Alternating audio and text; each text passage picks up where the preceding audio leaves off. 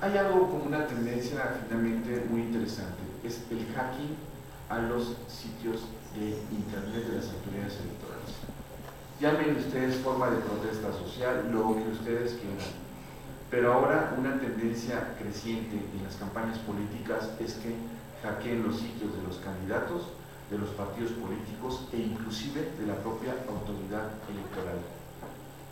Siempre cuando lo hace Anonymous, Tango Down, y pone la URL del sitio que quiere que se genere por ataque de denegación de servicio.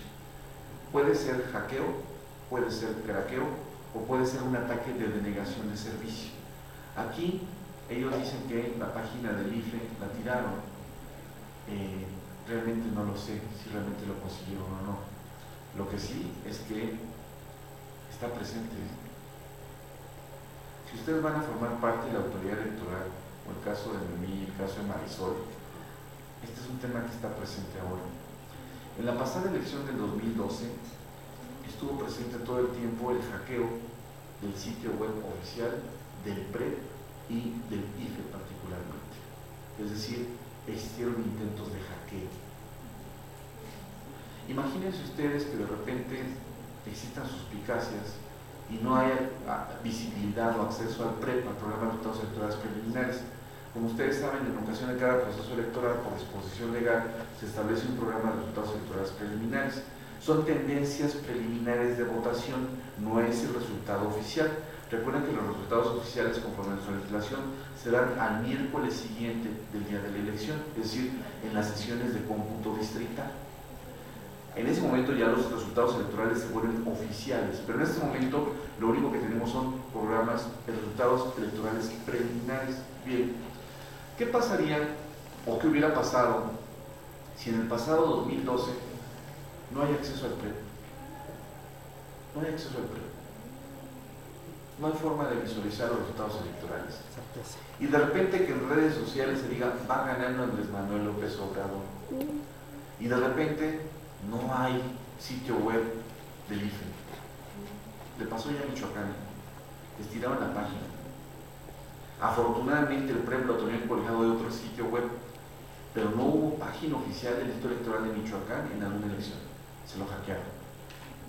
Solamente visualizaron el PREP en otro sitio.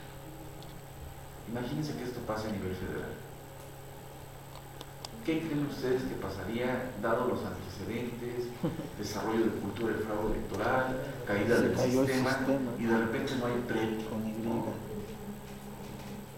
Bien, peligro de ciberataque el día de la elección en el IFE.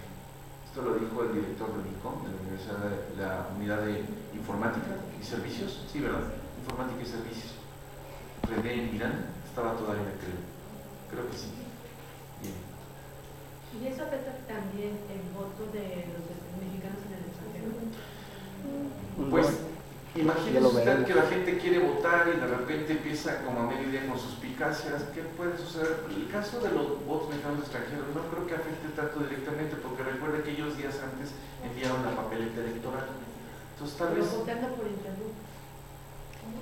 Bueno, votando por internet habría que ver si se lleva esa modalidad, habría que ser cuidadoso, ¿no? Habrá que ser cuidadoso. Si toma la modalidad de votación electrónica, creo que sí podría tener efectos finalmente. Aunque si fuera por día postal, recuerden que son días antes que se envía la boleta electoral, ¿no? Miren, ¿qué medio creen ustedes que utilice la gente que se dedica a hackear o a craquear o ataques de denegación de servicio? Por ejemplo, aquí hablamos de Anonymous. ¿Alguien sigue Anonymous? Sí. A veces. ¿Qué más, Jorge? Sí. ¿Quién más sigue Anonymous? Marisol. Puede ser que sean ciberactivistas, ¿están de acuerdo? Pero bien, ¿qué medios utilizan? Las redes sociales. Todo. Por ejemplo, alguien quiere generar un ataque de denegación de servicio. Bien, ¿qué es un ataque de denegación de servicio? ¿Sí, Edgar?